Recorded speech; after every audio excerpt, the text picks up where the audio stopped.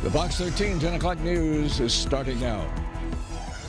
And good evening. I'm John Wilson. And I'm Kelly Ring. Thanks for joining us. And first on Fox, toppled trees causing huge headaches for families all around the Tampa Bay area. In Tampa, a tree fell right into a family's living room. And in Pasco County, a 100-year-old oak tree landed on several classic cars, flattened them like pancakes. But in both cases, the trees came from the neighbor's yard. So the big question, who's responsible for the damage? Fox 13 Steph DiPietrantonio is live in Tampa with some answers for us. I think stories like this playing out all across the Bay Area after yesterday's severe weather, Steph.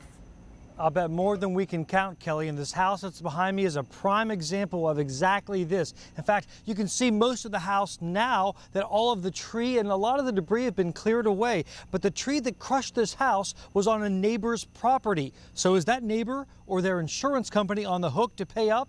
The answer we got was no. Trees on cars, trees on homes. If it's the so-called act of God, who's responsible? The act of God, it doesn't really matter. What it really is all about is what coverage you bought and what damage you have to your own property.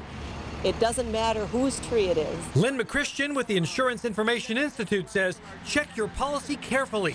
She hears a lot of coulda, shoulda, woulda when it comes to being properly insured. What people have to understand is you never know what's going to happen.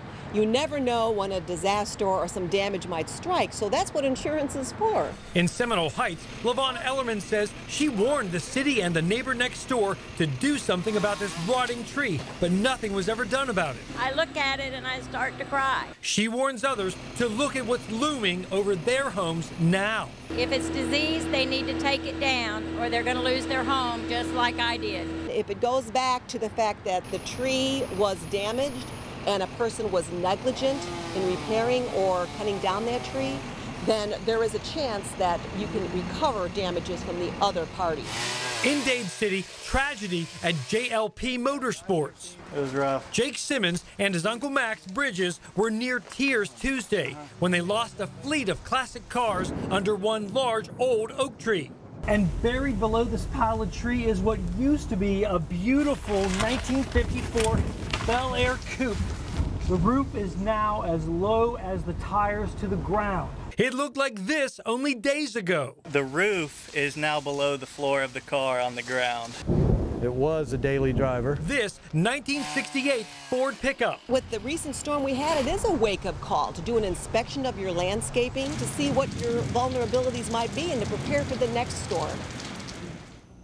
So now is the time to have a certified arborist check any trees you might have any questions about. As you heard Lynn say in my story, this is a real wake-up call for folks all over the Bay. Now, we have information about how to look up a certified arborist and how to find the best one, Kelly. That's on our homepage, myfoxtampabay.com. I think all of us tonight are thinking about, okay, where are the trees in our neighborhood and what do we need to do about it, and look forward to make sure they're healthy.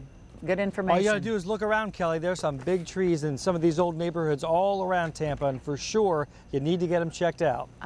Obviously, it's a wake-up call, that's for sure. Thank you so much, Steph.